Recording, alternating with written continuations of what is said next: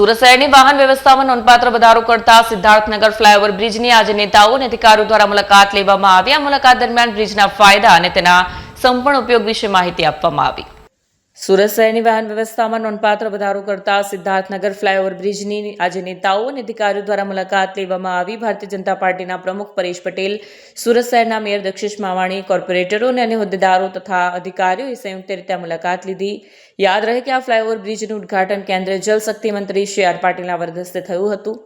મુલાકાત દરમિયાન મેયર દક્ષિશ માવાણીએ જણાવ્યું કે આ બ્રિજ લગભગ 1800 ઔદ્યોગિક એકમો અને 40,000થી વધુ કામદારો માટે ઉપયોગી થઈ રહ્યું છે। તેમણે આગળ કહ્યું, ચોકડી પર થતું ટ્રાફિક આ બ્રિજના કારણે નોંધપાત્ર રીતે ઓછું થયું છે, જેથી લોકોના વાહનોમાં ઈંધણની બચત પણ થઈ રહી છે। આ ફ્લાયઓવર બ્રિજ સુરત નવસારી રોડને ક્રોસ કરીને બનાવવામાં આવ્યો છે, જેનાથી આ વિસ્તારની વાહન વ્યવહારની સાંકળમાં નોંધપાત્ર સુધારો થયો છે। આ ઉપરાંત વધુ સારી કનેક્ટિવિટી માટે બીજા બ્રિજનું નિર્માણ પણ પ્રગતિમાં છે।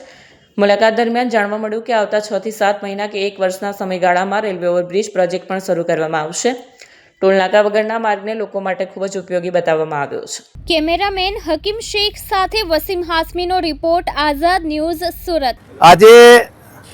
આજથી 5-7 દિવસ પહેલા માનનીય CR પાટીલ સાહેબ, જે કેન્દ્રીય જલશક્તિ મંત્રી છે, એમના હાથે આ બ્રિજનું ઉદ્ઘાટન કરવામાં આવ્યું હતું। પણ અમુક વિપક્ષોને જે ડેવલપમેન્ટ સુરતમાં થઈ રહ્યું છે એના પ્રત્યે અસંતોષ છે। તેમણે એવી વાતો કરી કે આ બ્રિજનો કોઈ ઉપયોગ નથી। એકચ્યુઅલી એમને ખબર જ નથી કે આ 45 મીટરનો રોડ જે મહાવીર કોલેજથી શરૂ થઈને હાઈવે સુધી જાય છે અને આ 45 મીટરનો રોડ સિમેન્ટ કોન્ક્રીટનો રોડ બન્યો છે। આ બ્રિજ ઉતર્યા પછી બીજો કનેક્ટિંગ બ્રિજ જે છે એ રેલવે ઓવરબ્રિજ છે, એને આરઓબી કહેવાય, જેનું કામ ચાલુ છે।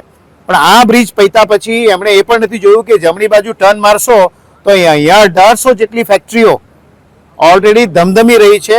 એ લોકોને કહેવું જોઈએ કે તમે અહીંયા આવો, તમે જુઓ કે શહેરના વિસ્તારમાં તમે કોઈ પણ જગ્યાએ હાજરી આપ્યા વગર, એ સ્થળની મુલાકાત કર્યા વગર એવું કહો કે આ બ્રિજની જરૂરિયાત નથી। એ અહીંના લોકોને પૂછો, અહીંયા ઇન્ડસ્ટ્રીના મિત્રોને પૂછો કે આની જરૂરિયાત કેટલી છે।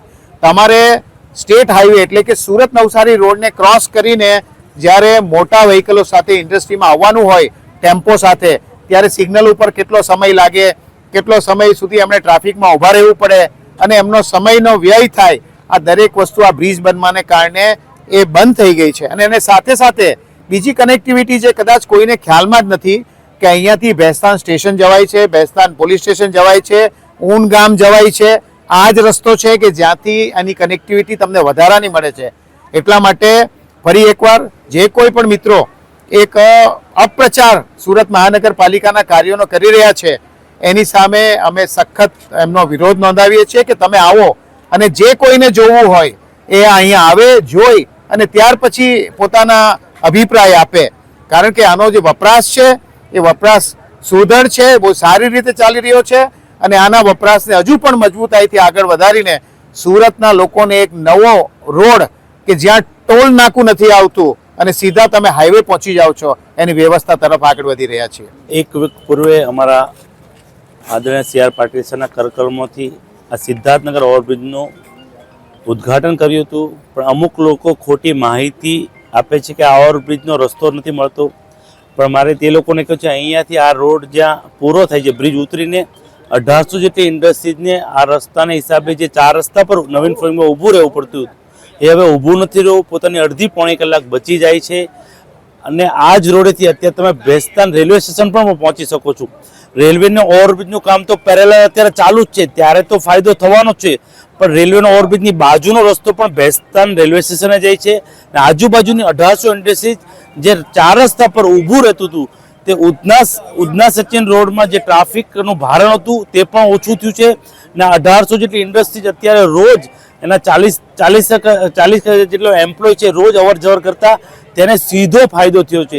એટલે ખોટી માહિતી જે અત્યારે આપી રહ્યા છે તે ખોટી માહિતી પ્રજાને નહીં આપે અને આ ઓવરબ્રિજ અને આ ઇન્ડસ્ટ્રીઝના લોકોને પણ તમે અહીંયા આવીને પૂછી શકો છો કે અહીંયા ઓવરબ્રિજથી કેટલો ફાયદો થયો છે। પ્રજાને જે લોકો ગુમરાહ કરે છે તેને મારો જવાબ છે।